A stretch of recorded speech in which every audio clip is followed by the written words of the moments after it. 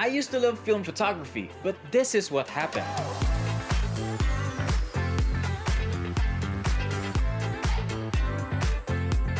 What is up everyone, and welcome back to the channel. Today we're going to talk about my film photography journey. Some of my closest friends know how much I loved film photography back when I was still doing it. I even bought my own chemicals and tools so I can develop my own rolls, because I am very impatient when I send my rolls to the lab to develop and scan. And I also did some DIY techniques to scan my films using a DSLR camera. On this first part, let's talk about what made me fall in love with the art of film photography. If you are a 90s kid like me, or you are way older, you probably had your childhood photos taken in film. Looking at those film photographs feel different than looking at digital photos now. Yes, photos now are sharper and more vibrant, but there's just something about film that hits different. It's like those photos are alive and breathing. One look and you're like in a time machine, instantly going back in time to relive that memory. I know that sounds too cheesy and sentimental, but I just can't fully describe on how amazing it feels to look on a film photograph. I'm sure people in the same hobby would know what I'm talking about. But anyway, the journey started last year, 2021. My girlfriend and I bought this Kodak M38 camera and our very first roll,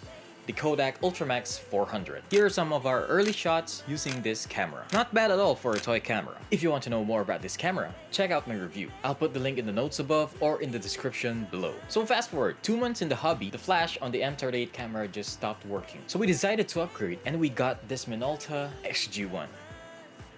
It has a film inside so I can roll it. Again, like the M38, I also did a video using this camera. Again, notes above or the description below. Easily, this became my favorite film camera, given that I still have it now, because I sold my other 2 film cameras. As a photographer, this gave the best results for me. At the beginning, of course, it was a trial and error, so I had to learn the famous Sony 16 technique to nail that exposure. Here are some of my favorite photos taken in this camera. It delivered that retro cinematic feel that I was looking for. I still remember whenever we had a roll, it wouldn't last for 24 hours. Immediately, we sent the roll to my friend Neo, who was the founder and owner of Filmia. That's how excited we were to see the results. My favorite fun shoot that I had with this camera was the one with my friend Stav, because that time I was nailing the focus and exposure in every single shot. There are no frames wasted in that roll, and the results were just fire.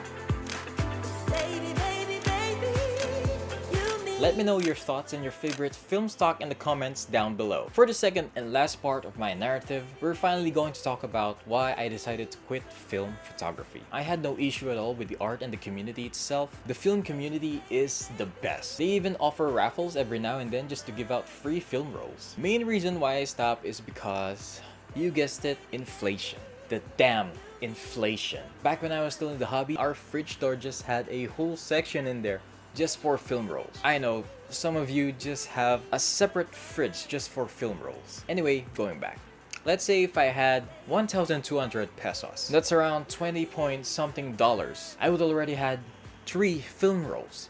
3 freaking film rolls. For me, that was already a lot, especially when I have to travel for the weekend. But now if I had $20, I have to add $2 to $3 more just to afford 2 film rolls. That's absurd, and that's just the minimum. That's like for a regular Fuji Color 200. If you're using Portra, then good luck to your wallet, my friend. And now, that section on my fridge was replaced with chocolate! Apparently, chocolates are cheaper and more tastier. I remember when they first invented chocolate.